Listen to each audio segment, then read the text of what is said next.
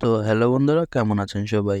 আশা করি সকলেই ভালো আছেন। তো ফুলকি আজকের পর্বে যা ঘটেছে তা হলো, আজকে সকালে ঈশিতা এবং শালিনী গেছে ডাক্তারের কাছে। আর ডাক্তারের কাছে গিয়ে সেখানে ডাক্তারকে বলে আমি পিজা খাবো, আমি এটা খাবো, ওটা খাবো। তো ওইখানে সকালবেলা দেখে ফেলেছিল ঈশিতা এবং শালিনীকে ফুলকি। তো ফুলকি দেখেই তাদের সন্দেহ হয়। ফুলকি রোহিতকে বলে, স্যার আমাকে ওখানে নিয়ে চলেন। তো রোহিত বলে, না, আমার মন মানসিকতা ভালো নেই, আমি তোমাকে ওইখানে নিয়ে যেতে পারবো না। তো ফুলকি রোহিতকে ছাড়ছিলই না। তো ওর অনেক জোরাজোরির পর রোহিত ফুলকির সাথে হসপিটালে গেল।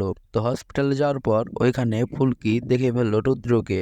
রুদ্র ফুলকিকে দেখে ফেলে সে পলিয়ে একটা ঘরের ভিতরে পলালো। তো ফুলকি তো তাকে আগেই দেখে ফেলেছে।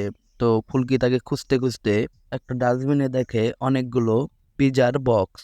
তো ফুলকির তখনই সন্দেহ হয় আর বলে, এটা তো এখন খেয়েছে, এটা তো এখনকার ডাস্টবিনে ফালানো হয়েছে এই পিজার বক্সটা। তো ফুলকি তখন রুদ্রকে খুঁজতে খুঁজতে রুদ্রকে আর পায় না। তো হুট করে রুদ্র তখন বেরিয়ে আসে একটা ঘর থেকে। তো ফুলকি দেখে ফেলে এবং রুদ্রকে ফুলকি এবং রোহিত পিছু লাগে।